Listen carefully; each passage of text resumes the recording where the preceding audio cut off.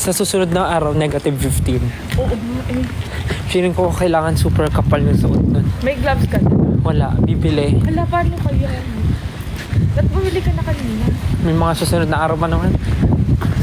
Lalo bukas. Malay mo, kayanin ko naman yung lamig. Pero yung tenga ko, hindi niya nakaya.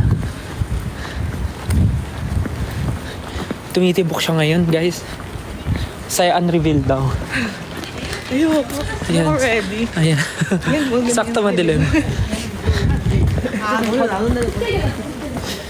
Tumitibok yung Sa akin, wala ka tenga ko. In fairness dun sa rook piercing, hindi Te, siya pag sabayin ba naman yung tatlo, te? Di mo maramdaman? matutulog ka naka-ano. Straight, ganun. Straight yung tulog ko, ganun. Bawal ako pumaling kaliwa kanan. Challenge yun. Maliligo pa. Shucks. Isa lang heater talaga, no? Ganito din yung weather nung bago mag-snow. Oo. Oo. Malakas na malakas yung hangin. Sobrang lamig. Good luck po sa mga, Na mag-snow to. sana. Good luck po sa mga may exam tomorrow. Good luck. Galingan nyo. Huwag kayo ma-pressure. Naway makisama ang panahon at ang Diyos ng mga examination paper sa inyo. Huwag kayo ma-pressure. Relax. And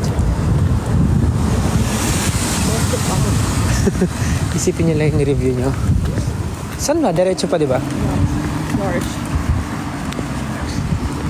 Si Jaay na. Nasa bahay na. Siguro nakaligo na yun. Naantok na kasi yun kanina pa. Oh, summer. Ayaw ko lang ito. Ang laki ng bahay na pagsistayan namin.